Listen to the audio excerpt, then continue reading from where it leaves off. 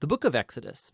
It's the second book of the Bible, and it picks up the storyline from the previous book, Genesis, which ended with Abraham's grandson, Jacob, leading his large family of 70 people down to Egypt. Now, Jacob's 11th son, Joseph, had been elevated to second in command over Egypt, and he had saved his whole family in a famine. And so Pharaoh, the king of Egypt, offered the family to come live there as a safe haven. And so eventually Jacob dies there in Egypt, and Joseph and all his brothers do too.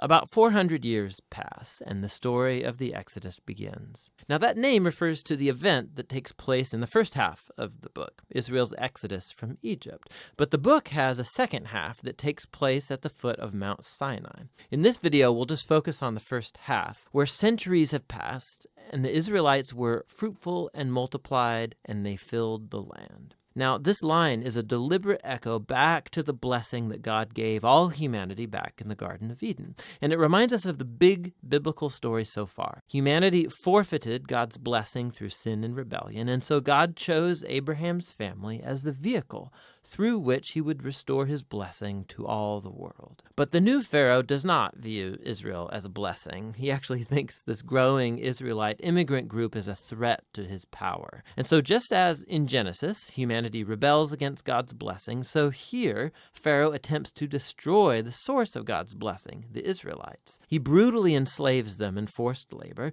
and then he orders that all the Israelite boys be drowned in the Nile River. Now, Pharaoh, he is the worst character in the Bible so far. His kingdom epitomizes humanity's rebellion against God. Pharaoh has so redefined good and evil according to his own interests that even the murder of innocent children has become good to him. And so Egypt has become worse than Babylon from the book of Genesis. And so now Israel cries out for help against this new Babylon, and God responds.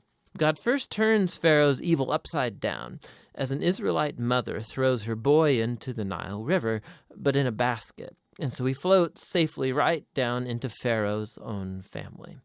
He's named Moses, and he grows up to eventually become the man that God will use to defeat Pharaoh's evil. In the famous story of the burning bush, God appears to Moses and commissions him to go to Pharaoh and order him to release the Israelites.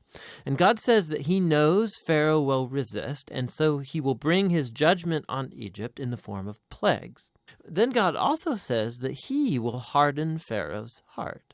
And so we're introduced into the next main part of the story, the confrontation between God and Pharaoh. Now, what does this mean that God says he'll harden Pharaoh's heart? It's super important to read this section of the story really closely and in sequence.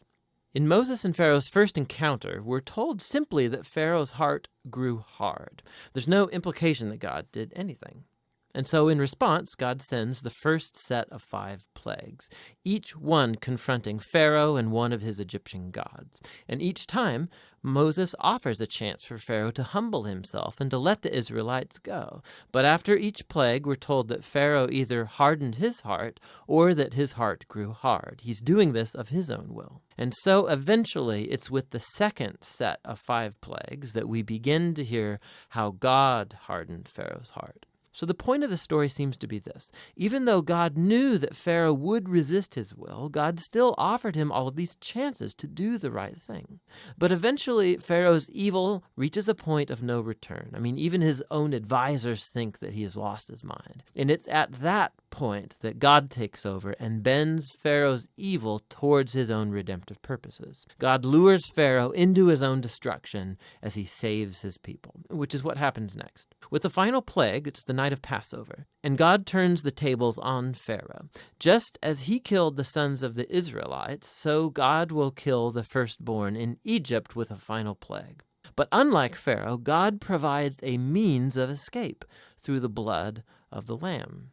And here the story stops and introduces us in detail to the annual Israelite ritual of Passover. On the night before Israel left Egypt, they sacrificed a young, spotless lamb and painted its blood on the doorframe of their house. And when the divine plague came over Egypt, the houses covered with the blood of the lamb were passed over, and the son spared. And so every year since, the Israelites have reenacted that night to remember and to celebrate God's justice and his mercy. But Pharaoh, because of his pride and rebellion, he loses his own son, and he's compelled to finally let the Israelites go free. And so the Israelite slaves make their exodus from Egypt. But no sooner do they leave that Pharaoh changes his mind, and he gathers his army and chases after the Israelites for a final showdown. As the Israelites pass through the waters of the sea safely, Pharaoh charges towards his own destruction. The Exodus story concludes with the first song of praise in the Bible. It's called the Song of the Sea. And the final line declares that the Lord reigns as king.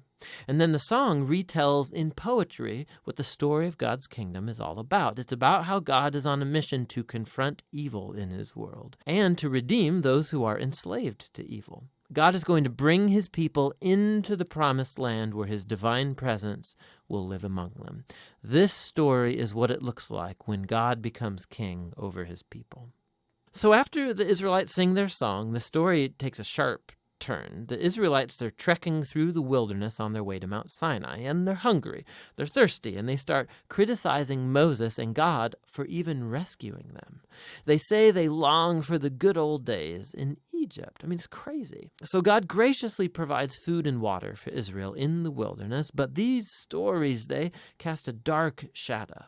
And we begin to wonder, could it be that Israel's heart is just as hard as Pharaoh's? We shall see. But for now, that's the first half of the book of Exodus.